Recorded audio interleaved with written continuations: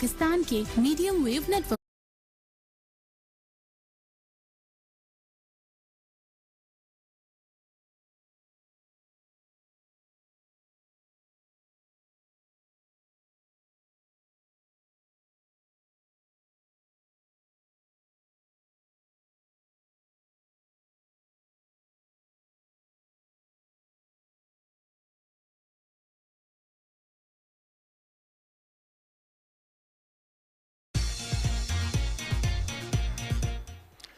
Assalamu alaikum, Javed Khan Jadoon with English edition of the forum. Yet another serious setback for India. US President Donald Trump announces punishing tariffs on India. Trump announced 25% tariffs on India and unspecified penalties for buying Russian oil. President Trump, in his statement on his own social media platform, said that New Delhi buys arms from Moscow, which enables the ongoing fight in Ukraine. And he also said that additional penalties will be imposed because of Indian import of oil from Russia and purchase of weapons as well. And he further said that these 25% tariffs, along with the additional penalty, will be effective from Friday. It's a huge political, diplomatic, and economic setback for India in general, and Prime Minister Modi in particular, because Prime Minister Modi has been touting himself as a friend of President Donald Trump. He even participated in his election campaign and always said that America is the greatest friend of India in general, and President Donald Trump in particular. He always conveyed this message to the Indian people that he is the leader who is respected not only in the rest of the world, but in particular, he is a very respected leader in the USA. Everything was false narratives and trying to deceive the people of India, a game of deception. And now this game of deception has been exposed because America has its own national interests to pursue, and now America sees India as a country which is imposing tariffs on US goods, and President Trump said that the highest rate of tariffs on US products is being levied by India. He said that we can't take it anymore. This is the situation which unfolded late last evening. And now we will talk to our panelists to help understand what could be the ramifications and the consequences for India politically, diplomatically, and also in terms of trade and economic ties with the United States of America. We are joined on telephone by Air Marshal retired Amir Masood, and we will talk to him about this very recent development and how India is going to cope with it, and how India has coped with it politically in India itself, because a lot of criticism is being aired by very eminent people in India. We'll talk about that as well in the course of discussion. Thank you so much, Air Marshal retired Amir Masood. What is your take, Amir Masood? India, as I said, Prime Minister Modi projected himself as a friend of President Donald Trump. But now, when he announces the tariffs, it is with a caveat that, India is buying Russian weapons and, in a way, supporting the ongoing Russian war in Ukraine, also buying the Russian oil. And furthermore, he said that the tariffs imposed by India on US products are the highest any other country has imposed on the American products. And you believe that it's a big setback for Prime Minister Modi? Thank you very much. Bismillahirrahmanirrahim. Look, there are two aspects associated with this particular question which you have asked. First of all, I would like to say that since Trump has taken over power, there have been few things which had been very visible.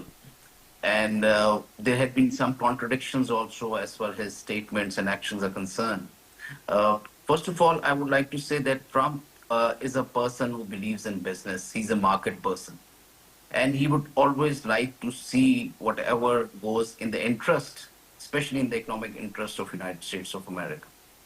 So what he has found in that is that the fact that the military-industrial complex policies had always been very strong, and that is one area which has always given a lot of dividends to the economy of United States of America, and that has been done through calculated chaos as well. So the arms industry is one thing which he has actually given a lot of boost since he has come, though he does mentions himself as a president of peace. But whatever you see and the type of deals which happened in the Middle East before the Iran war and subsequently, war of India and Pakistan and then Iran conflict, and there had been an increase in the conflict between Russia and the Ukraine, and his advocacy and his pressure on the Europeans to increase their budget from less than 1% to as high as more than 4% and 5%. And he has always almost convinced them also that Russia is a threat and you have to, protect yourself. And those arms will definitely be coming from Lockheed Martin or McDonnell Douglas or Raytheon, etc., Correct. which are the arms industry. So this aspect has to be seen in mind. And this is where he wants India also, which is a big market after the Middle East for arms industry, that he would like that India should take a stand. Should either be with Russia, should either be getting things from China, or else it should be from United States of America.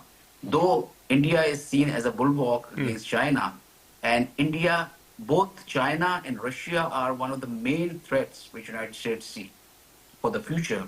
So the big power will always want that India should take a clear stand of his trade with Russia, especially the arms. Marshal Amir, when I said it's a huge setback in terms of any political, diplomatic, and trade, even when you talked about India being used as a bulwark against China, there is a lot of recalibration going on in Washington in the wake of four-day conflict with Pakistan, because the myth of Indian military prowess or its air superiority and so on and so forth has been shattered by Pakistan in just 4 days.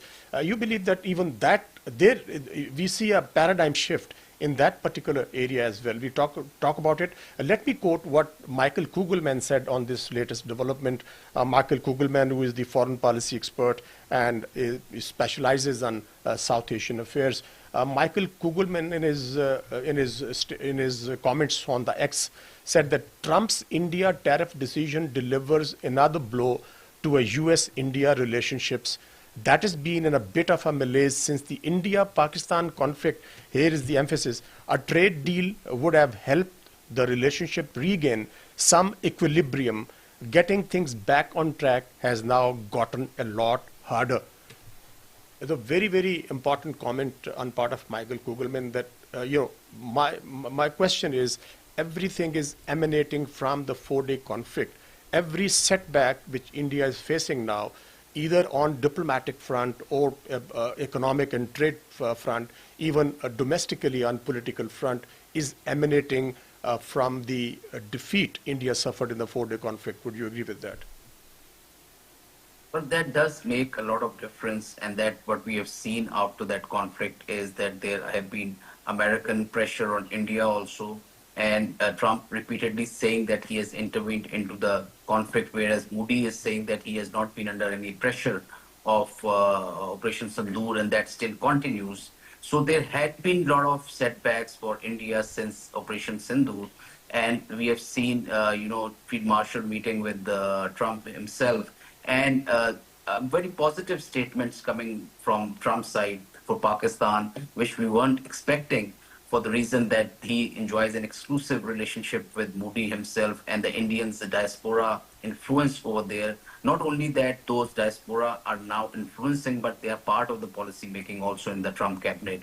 So seeing all these factors, definitely, in international politics and geopolitics, there are many surprises, and the big powers always think about their interest. And same is the case. I mean, whatever the reason those who rule the world may give us for their actions, in truth, what is playing out is that the ancient game of power, and that we have to always remember that wage an endless strategic battle for the very survival. This is done by the big powers also, by the small countries also. So this factor has to be factored in. And it's definitely a blow for the economy of the India as well. And also the standing of Modi at the political front also for whatever is happening and whatever statements are coming out of Trump and tweets coming out. And on the contrary, Pakistan being welcome for many things, as well as, the recent Trump statement of doing the oil deal with Pakistan and extracting oil from Pakistani soil. All that is a very positive sign. And that goes very good for the relationship of Pakistan and America, where we see that our trade surplus is always with the United States of America as compared to China, which is our best partner. So this trade surplus has always given a boost to our economy, and traditionally we have enjoyed very good relationship as well. Marshal Amir is not just 25% tariffs which President Trump imposed on Indian goods. He said that since India is buying oil and buying weapons from Russia, which is fueling the war in Ukraine, in a way, he said that this is augmenting Russian efforts, the war efforts in Ukraine. Therefore, an additional penalty would be imposed because of Indian acquisition of weapons from Russia and import of oil. Now, let us talk about the kind of weaponry India is buying from Russia. As we know that more than 60% even today, the source of weapon acquisition program is basically hinged on Russian weapons. And furthermore, the cheap oil, and then it is sold in the open market much more expensive. So it makes sense. It does make sense, Marshal Masood, that President Trump is really annoyed that India, in a way, is supporting the war effort, Russian war effort in Ukraine. Therefore, it deserves the penalty. Definitely. That's very true that India at the moment is having, at one time, they were having almost 75% weapon which were Russian. Still, they have almost 65 Russians. I mean, if you see their Su-30s and MiG-29s, they are the backbone of their Air Force. They have S-400s, which are from Russia. All this weaponry is definitely very expensive. And not only that, they are also the maintenance hub of Su-30s for rest of the countries within this particular region. So they have a lot of technology infrastructure, a lot of technology know-how, a lot of technology transfer from Russia. And that is where they have been in the Russian basket for a very long time. And definitely the oil they're getting from Russia is at a very, very cheap rate, which America definitely would not like. I mean, still, America has very openly said this thing, that if India has to buy arms, they should buy it from America. If they have to buy oil, they should buy it from America. And they should take a very clear stand. So this is one thing which have definitely annoyed America and would come as a very shock for the Indians also, and would hurt their economy as well as their military capabilities. I mean, Su-30 is already suffering from space supportability issues with Russia. Yeah. If this particular aspect is done, they will end up losing almost 50% of their air force, which already is in shatters. I mean, their 50% of the Su-30s are serviceable and 50% aren't. So that will create another hurt, and will go deep into the affecting the capability of Indian Air Force. Having said that, I would also like to add that, their positive tone towards Pakistan have been very encouraging. And we would definitely like that, whatever the trade is done with Pakistan should be on equal footings, and it should benefit our country as well.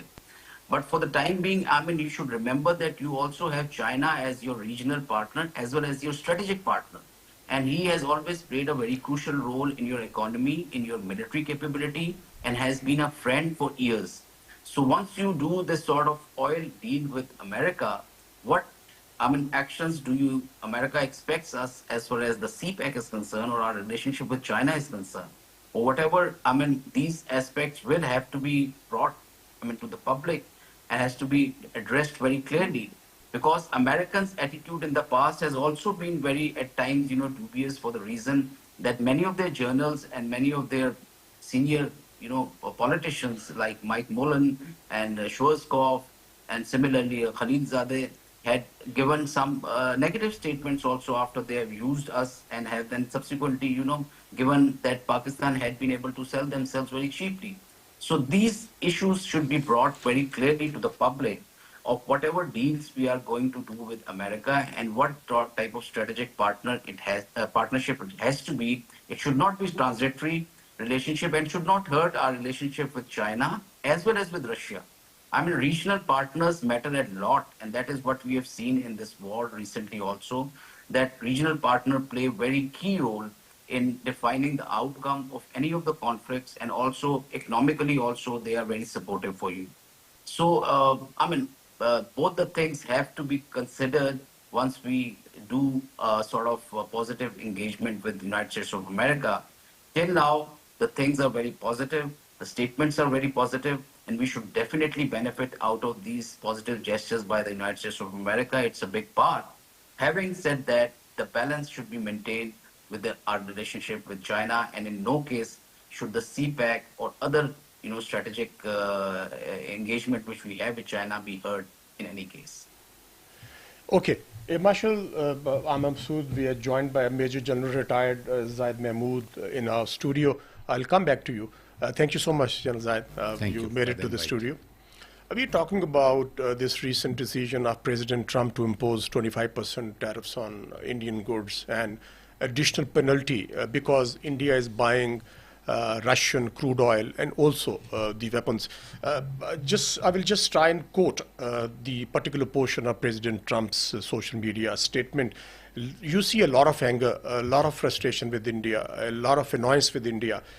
This particular portion says, also they have, means Indians, always bought a vast majority of their military equipment from Russia and are Russia's largest buyer of energy, along with China, at a time when everyone wants Russia to stop the killing in Ukraine. All things not good. India will therefore be paying a tariff of 25% plus a penalty for the above starting on August 1st, that is tomorrow. Thank you so much. This is what he said. I mean, you see a lot of anger, a lot of frustration with India. It's not just only the reciprocity on part of the American products, but he also is very, very angry because Russia is the largest exporter of weapons, and India is also buying crude oil, which is then again sold out in the open market, much expensive. Bismillah ar-Rahman ar-Rahim. Javed sir, thank you very much for the invite.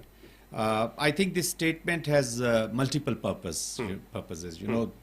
Initially they are directly targeting India and telling them that this has been the policy of Trump in the past since he has taken over as president. Use of stick and carrot both. It is kind of an indictment on India, and he's also conveying message to Russia as well, because he's not happy with the Russian approach. Also, he's not happy with the president, especially once he claimed that in next maybe 48 hours I'll be able to stop Ukraine-Russian crisis, and then he faced a lot of opposition from President Putin. So he's not happy with the Russians as well. Now coming back to the Indians, he's straight away telling them that if you're doing business with Russia, and not only with Russia, all those, this Iranian aspect has also been included this morning. I can give you this news as well, because they have already banned 20 entities which were involved in carrying out business with the Iranian petroleum, which includes 7 Indian companies as well. Those who were involved in doing petroleum trade with Iran. So it is politics as well as economics, and it is, and then that American and being president, once president has taken over, I can foresee that he is now attracting the world towards the military equipment, American military equipment as well. And all those countries who will not take interest or who will not buy American, President Trump is likely to continue with the pressure on them. General Zaid, you see a lot of setbacks, one after another, particularly in the wake of 4-day conflict with Pakistan, in terms of diplomatic setback, political setback in India, inside India, and then now this economic and trade setback.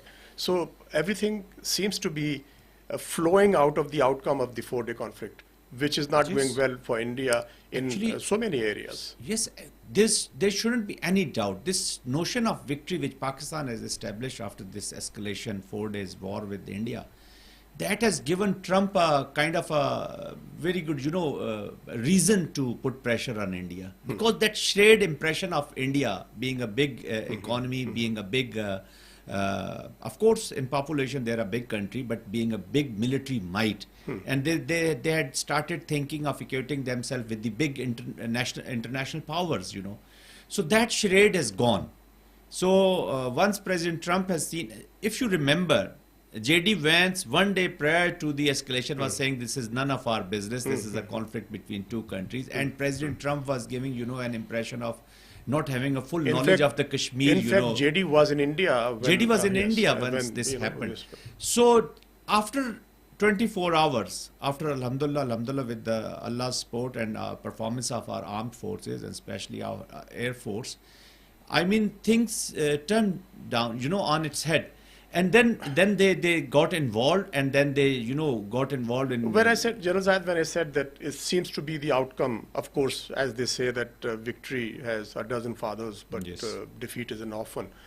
What is happening with India is probably not a single individual in India perceived this is going to happen Yes. after this 4-day conflict. Now, the very strong voices, very vocal voices are criticizing Prime Minister Modi, saying that as a result of this outcome of this 4-day conflict, Pakistan's army chief is invited to the White House for 2 hours long meeting. And on the other side, India is now at the receiving end. And the American decisions, one after another, goes against India. For example, President Trump's statement that 5 Indian fighter planes were shot down, his repeated, his assertions, I think about 30 times he stated that This it was morning he again, yes. who made the ceasefire possible between the two countries. Let me quote one important statement by the Congress leader, Supriya Shirinath. She quotes Rahul Gandhi that he had earlier warned that this is going to impact India's economy, exports, production, and in turn our jobs and employment.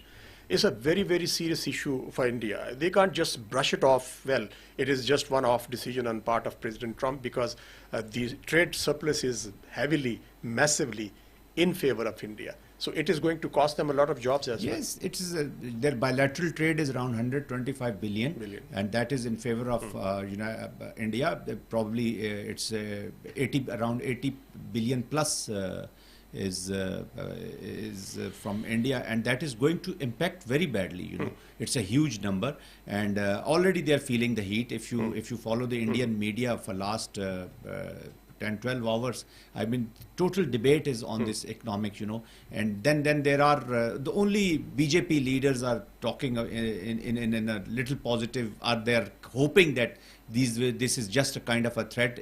President Trump is not going to do that, but President Trump is President Trump. Even President Trump himself doesn't know what he's going to be. No, but anyway, if you look at the statement he has made, it makes a lot of sense. Yes, it does, because he was.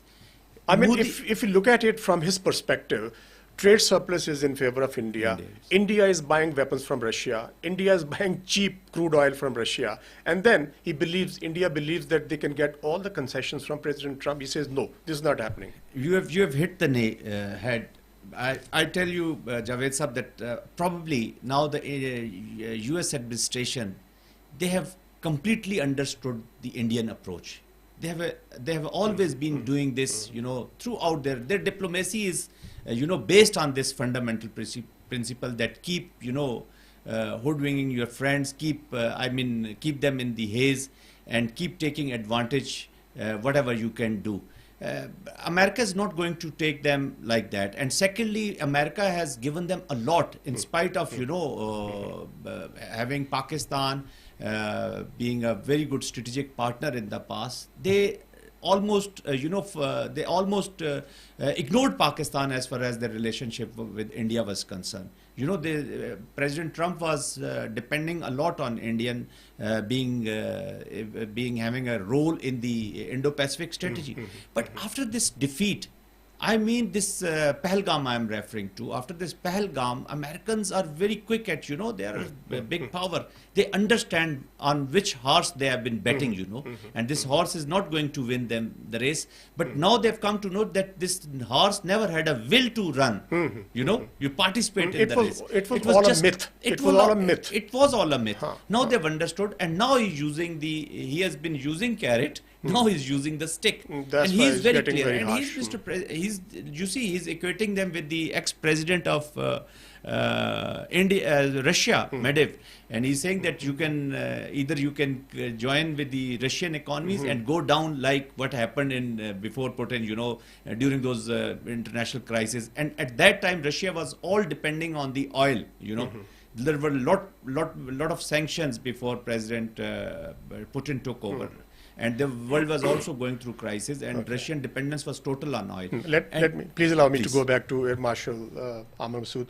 Air Marshal Amr Masood, what Zayed was emphasizing that the Indian role, a particular role as a policeman in the Indo-Pacific region is now, of course, threatened because the outcome, once again, I keep referring to the 4-day conflict because everything is happening in India.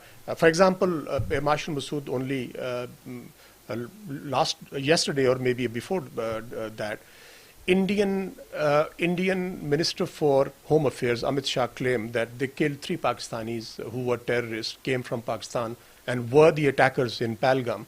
And then the parliament session takes place in India, and then the parliament session sees a lot of uproar and storm over the claim made by Amit Shah, one, and then claims made by Prime Minister Modi as far as Operation Sindoor was concerned. And then a lot of questions were raised. That was the political setback which Modi, the commentators in India say that never ever before Modi had to face such a fierce kind of a criticism from the Indian opposition. And now I would like to draw your attention, being the expert on strategic affairs, how you see now the Indian role in the Indo-Pacific region, given the defeat India suffered, the myth broken. Pakistan shattered that myth in 4 days. And then now you see a lot of change as far as diplomatic support Pakistan is receiving and India not doing that.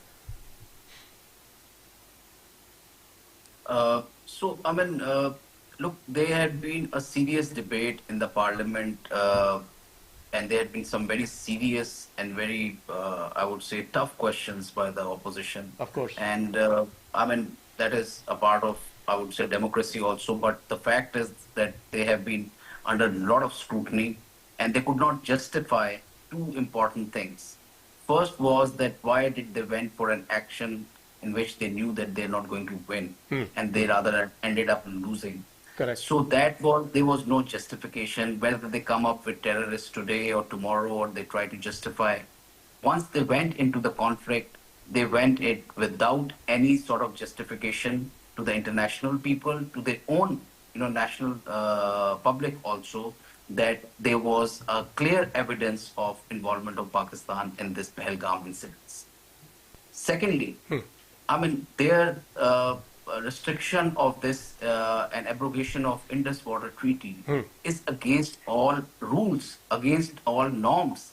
Are you going to give a collective punishment to a country in which you think that there has been some sort of incidents by the terrorists and they have been able to abet them, or their establishment has been able to abet them? If that they would have justified, that would have been something different. First of all, they were not able to justify that. And secondly, they were there for a collective punishment for the whole country, which by any rules of humanity is not something which can be justified to the international arbitration. So, these 2 actions were totally because of the sort of anger, because of unaware of the results which they are going to get. And there was a huge gap between the strategic decision making by the politicians and by the military people. That was evident by the statement of the air chief subsequently also. So these justifications they will not be able to justify till, I think, next elections, and they will continue to do something through irregular means to harm Pakistan, to say this thing that we have been able to take the revenge and the Operation Sindoor is still continuing. and this they will keep damaging their own reputation in the end. However, as far as the American stance is concerned, I mean, we have to be, as I've mentioned earlier also, and this was very nicely put in by the political scientist Brzezinski about United States, that U.S. global supremacy is directly dependent on how long and how effectively Washington can maintain its dominance over Europe and Asia. And that is what we are seeing in the last so many months once Trump has taken over. That, I mean, they are trying to have control over the Eurasia. And those different spots, whether it be the Middle East, whether it be the Russian-Ukraine war, and involvement of the Europe into that, and being Pakistan and India conflict, they will create a little bit of chaos, and they will be able to sell their, arms very effectively. They don't want any unipolar Asia or Eurasia. They want a unipolar world, and that is where they have a sort of conflict with China and Russia. That they don't want a unipolar world; they want a multipolar world and a unipolar Asia. They had tried to create bulwark through India, but they see after this particular conflict, which has been a turning point, that India cannot serve, whether it be the Indo-Asia or in the in this particular region, as the sole power, And even they cannot and even the wrong they cannot notion balance of China. net security provider. Yeah, they cannot balance China through India. This they are very clear about this fact, and they want India also to take a very clear stance that whether they want to be in the camp of Iran and Russia, or they want to be with United States of America, both as far as the arms are concerned and as far as the economic activities concerned.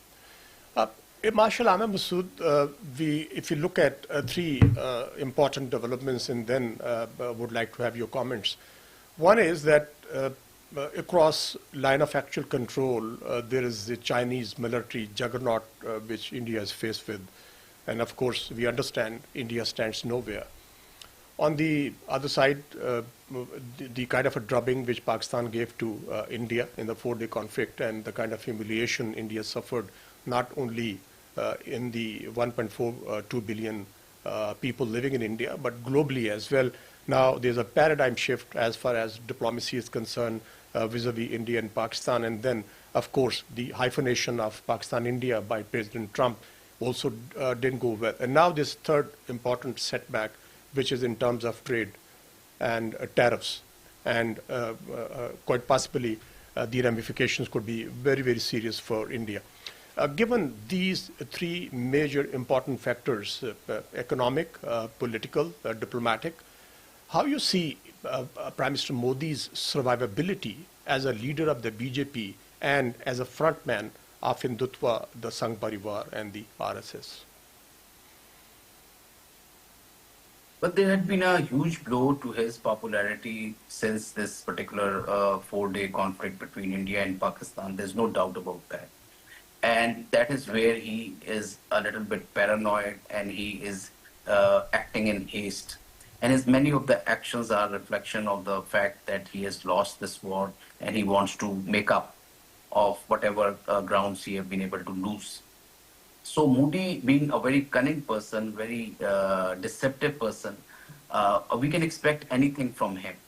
And he would definitely, I mean, his whole narrative of winning the election had always been against Pakistan, against the Muslims, and especially, targeting Pakistan and having those slogans like "Modi hai to mumkin hai" or "Ghus ke marenge." So these sort of slogans have been, the product of Modi mindset and Amit Shah, Ajit Doval.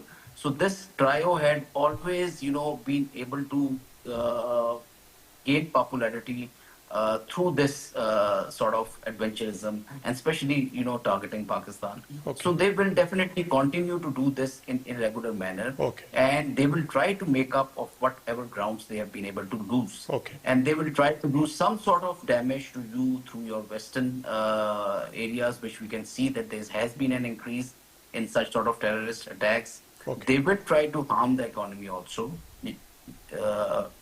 You want to say something, or should I continue? No, I just want to close it now. Marshal Ahmed Masood, thank you so much for your very valuable comments, your analysis, and your assessment of the situation. Thank you so much for joining Program Forum English edition.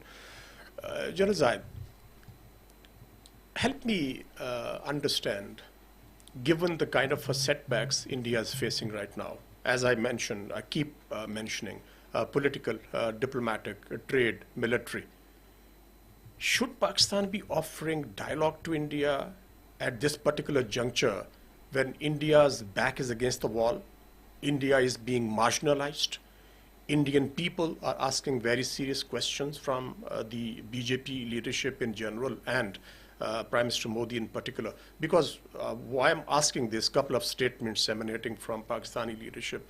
Should we be offering dialogue at this particular juncture? Or rather, India should be asking for the dialogue with Pakistan on important issues? I think, Javed Sahab, India has taken a position on, especially on dialogue with Pakistan. And Pakistan has already, our offer of dialogue is based on certain principles. Our principles are very clear since beginning that we can discuss all the core issues which are, reason for a conflict in this But that region. is a generic statement. But that is But offering dialogue or asking India to come to negotiating table, is it the right time? I think Pakistan has always, as far as the military application is concerned, Pakistan 100% is assured is sure that Pakistan will respond to India, rather will go to notch up in their response, and our quid pro quo response will always be a quid pro quo plus. We are very confident, alhamdulillah, with Allah's support and with the nation's support. I personally feel that this offer of dialogue, offering at this time particularly, because they are already in a lot of hubristic, mindset is still there. Even I'm hearing many statements that, even against Americans, so many statements, but they're making this hue and cry, they can, take advantage of that. But I personally feel that Pakistan should stick to our principal stances. That is the option of dialogue. Of course, we have serious issues because Pakistan-Indian relationship has practical, implications. We are neighbors, and our impact of conflict is quite different from having, conflict with a country which is 3,000 miles away from you. So why I'm saying that? If you must have watched his speech in the Indian Parliament. He spoke for more than, I think, 1 hour. I was only able to watch it for 40-45 minutes. He had to respond to so much of criticism coming his way from the main 5 opposition parties in India. Still jingoism, still threats being hurled against Pakistan, still, his statement reiterating that it is just a pause in Operation Sindoor. And then all of a sudden, Operation Mahadev in occupied Jammu and Kashmir, claiming they are Pakistanis. Once again, despite the fact that nobody is buying this narrative of Prime Minister Modi, globally, the setbacks, we have talked so much about it. Since his language is still jingoistic, he is still doing the warmongering, he's still belligerent, is the brinkmanship we still see. Why we should be offering dialogue? No, I'm not saying that we should offer a fresh offer. Pakistan has already mentioned that we are prepared to discuss anything on the table. We are prepared for that dialogue. That offer is already there. So we should not withdraw that offer. All right. As far as jingoism is concerned, but shouldn't we wait for the dialogue offer coming from India? That's why we have already done it. We have offered them the dialogue. Now we are waiting. If they wish to discuss things on the table, they wish to really get rid of this friction between India and Pakistan, they will come back. Otherwise, Pakistan is not dying for the dialogue. There shouldn't be any doubt. We should not make the fresh, I agree with you, we should not make the fresh, offer again and again, because we have already conveyed whatever has happened in the past. We have already conveyed that you bring the, Pakistan offered them a lot even in the Pahalgam. But we know their position. For example, their position on Indus Water Treaty, suspension, still belligerence on part of Indian leadership, the statements of Amit Shah and Rajnath Singh and Prime Minister Modi and several other BJP leaders. They're still insisting that it will stay in abeyance as far as Indus Water Treaty is concerned. And then against their position on occupied Jammu and Kashmir, a lot of repression is going on. I gave you the example that three people were martyred over there, and then they were declared as Pakistanis. And interestingly, they said that the chocolates made in Pakistan were recovered, and the voters list card, which we don't have, it was recovered from the two terrorists. Interestingly, these two terrorists were carrying all the proof of their linkage with Pakistan to all the way to occupied Jammu and Kashmir, and they were killed. And secondly, you know that how the operation was handled. The cleaning cloth still stuck in the barrels of the gun, and they said, well, these are the three Pakistani terrorists. Now, my question to you is that Indian position doesn't seem to be changing towards Pakistan. Same belligerence, same animosity, same hostility, same biases, same anti-Pakistan, anti-Muslim hatred or the Islamophobia you see every day in India. In such a circumstances, my point was that a person like Modi understands only one language, and we have known that, the language of power. And we have shown it to India that, well, Pakistan can treat you like a trash. Javed Sahab, this is whatever you're explaining and whatever are your feelings. Now this is resonating with many Pakistanis, that India is not a country to establish dialogue.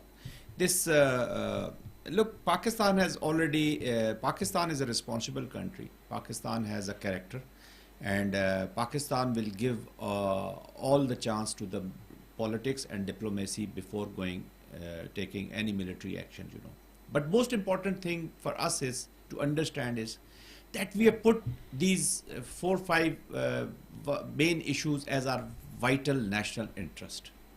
Kashmir, our sovereignty, our borders, our water, and our nuclear. These are national vital interests. These are declared national vital interests. The whole international strategic community and the regional countries and India, even India, they understand that as far as India is concerned, Pakistan will use all available means to protect all these vital interests of Since Pakistan. you have raised a very important question, one part of his statement in the Indian Parliament, he said that as far as Pakistan's nuclear quote-unquote blackmail was concerned, we have called it. And in future, we are not going to care about as far as Pakistan's nuclear deterrence is concerned. He said, we have established, quote-unquote, a new normal in confrontation with Pakistan. It's not the solo statement or statement in isolation coming from Prime Minister Modi. Even the CDS General Chauhan, in an interview in Singapore, said the same thing. He said it's a new normal. We have created a space in the conventional warfare with Pakistan, in the presence of the nuclear overhang. Now he believes, even the CDS believes, that there is a space to have a conventional confrontation with Pakistan, and it will not have any implications as far as the nuclear deterrence is concerned. That's a very, very dangerous kind of a thinking in New Delhi. That they are trying to, they have not established it. They are trying to, and they are portraying, and especially they are addressing their domestic audience that, look, we have created a space, and you're telling the whole world that this nuclear is a nuclear threat, or nuclear force by Pakistan is a charade. They have not created a new normal. They have created a new abnormal for themselves. I'm just referring to the statements. I know. I can understand. You see, even the conventional application between India and Pakistan, that will take around 12 to 17, 18 days conflict minimum. How much time this conflict took, and it was raised to the certain serious escalation ladders, just 24 hours. In 24 hours, and the whole international community scrambled to stop this conflict, because they understand they have not done it for the peace or stability or for the people or for the humanity. The only threat was that this doesn't escalate to the nuclears and the serious levels. That was to be avoided, and that it means. And if you remember, even Prime Minister Modi has confessed in the Parliament speech that I was told by the American Vice President that Pakistan is going to retaliate massively. And Pakistan retaliated massively. That shows the will of a nation. Now, every individual of the world, all the big powers, and even Indians, and the strategic mind in India is very clear that if it escalates to that level, Pakistan is not going to hesitate. Both countries have a second strike capability. Okay, since we have a couple of minutes So, left. so Pakistan will retaliate. Retaliate. They were they're just That's addressing their a domestic foregone audience. conclusion. I mean, Yes. that's of course an established fact. And secondly, this force is General Zahid, when our analysts or the academics, when they talk about that India's jingoism or the false flag operations are conducted at a time when there are elections going on, I think one very delicate balance we have to create between the two approaches in India. Of course, it is transactional approach that you carry out a false flag operation to conduct something, the unprovoked aggression like these 6th and 7th May. But my question to you is that there is a very, very serious issue in India, even the Indian people do understand, that is the political ideology of Sangh Parivar and RSS. What is that? They don't accept Muslims in India. They believe that Muslims living in India, more than 200 million Muslims living in India are aliens. They are not Indians. They believe Pakistan's existence is not accepted by Indians. Why we narrow it down to only, the elections or electoral challenges which Modi faces, and then he carries out any kind of operation against Pakistan? It is inherently anti-Pakistan, anti-India. So can we expect any change as far as BJP is concerned, RSS is concerned, and the, holistically speaking, the Sangh Parivar is concerned vis-a-vis Pakistan? Do you see any change of policies happening in the coming, months and years? Not at all. Not at all. This Hindutva application, this is a purpose. Yesterday, if you have heard, day before yesterday, if you've heard Amit Shah in the parliament, he has made it very clear that these majority Hindus, I mean, he has separated them from other sects, even within India. He has equated them that the terrorism, I can very proudly say that Hindu can't be a terrorist. So he forgot what Modi did in Gujarat. He forgot what Godse did with Gandhi. He forgot that what happened in 2006-7 train incident. He forgot that who did the Ajmer bombing. He forgot that who did Malegaon, done by the serving Indian colonel. And Chidambaram he was probably a home minister UP. So his speech is on record in 2010 once he's identifying, and in 2010 probably, if I'm not wrong, yes, 2010. He made a speech in the assembly of the UP, that this is a Hindu terrorism which is taking place, and this is coming from none other than the RSS. So this is what he is equating. Then this Mahadev, I don't know, many people don't know this. Once Modi entered the parliament, Har Mahadev slogans were raised. It means that long live Lord Shiva.